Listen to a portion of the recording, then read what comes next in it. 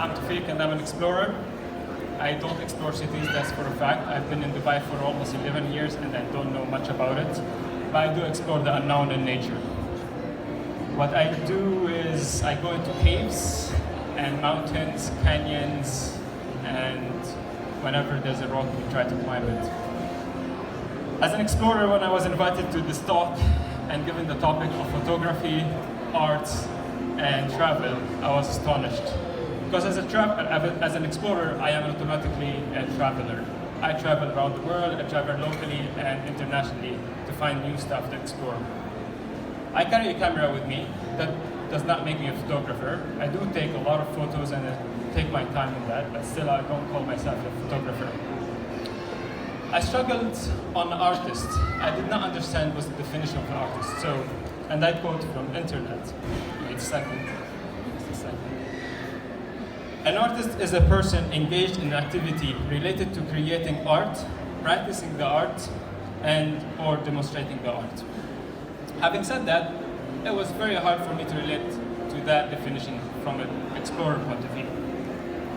So I decided to best show you my world is to choose 3 of my partners that I've explored with in very specific places, and they happen to be adventure photographers.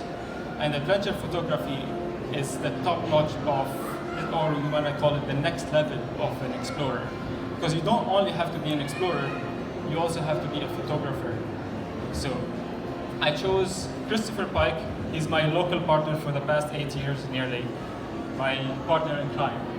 And I chose this piece that he shot in the 2nd largest cave chamber around the world. And if anyone guesses where this cave is, maybe they'll get a trip with me, not as miserable as Bayou's. So this cave is actually in Oman, just in the country near us. To put it in perspective, you can fly an airplane in and out for 5 minutes. What I want to highlight about Christopher's picture here is his timing. Timing is very important to get the beam of light in that cave. This beam of light only appears for around 10 to 15 minutes at most in that cave.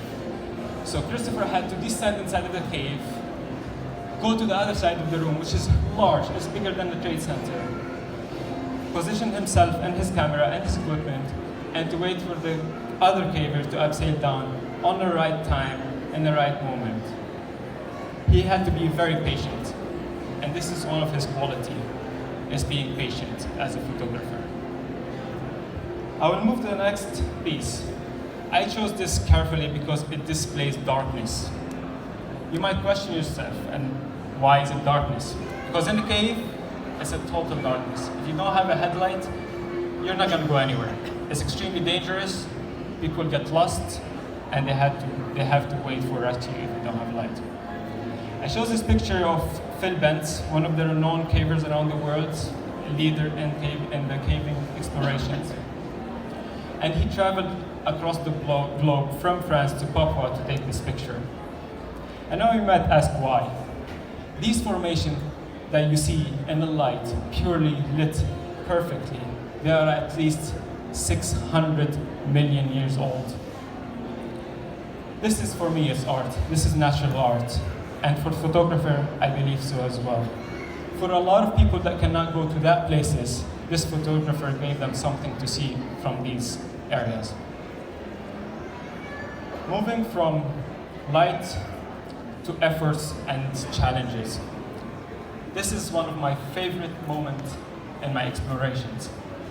After 9 days underground exploring the deepest cave of the world, hauling, barely eating anything, on the verge of dehydration, exhaustion, and that was our last day getting out of the cave.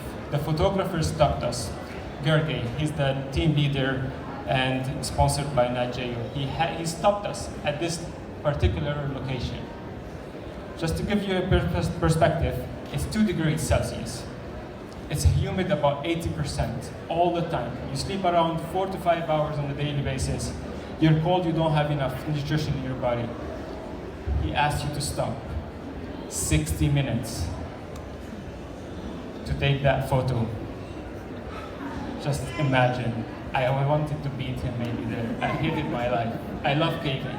But 60 minutes, waiting for every single caver to go up the rope, climb it, to reach, if you see the light on top, I might use the laser a little bit. This is the first caver, this is the second caver, third and fourth. There's about 40 meters distance between one and another. This is a pit of 170 meters that we have to climb out after 2,000 meters of we've been underground. Everybody has to stay still for the photographer to take a picture. 60 minutes. So, I will move fast on the second pictures because they're just gonna be in the background. I'm gonna go back to the questions whether art brings, basically makes it better. That's my brother here, sitting in the audience. He's standing in one of the caves in Oman. So what I want to say is, what is art? What is traveling? Does art influence travel or the vice versa? I struggle to understand the question. I struggle to get a clear definition or answer to that question. The only way I can say is they're both very correlated and they don't go along. As an explorer, this is my art, being outside, seeing these people, seeing these places. This is from Africa, just FYI. Getting to meet extreme people who push their limits, that's for me art. Art is tackling every single obstacle in a different way. Is that way I want to climb this peak, or that peak, or this cave and that cave. So I leave you to decide what's art and whether your art is influenced by your travels or vice versa. Thank you very much.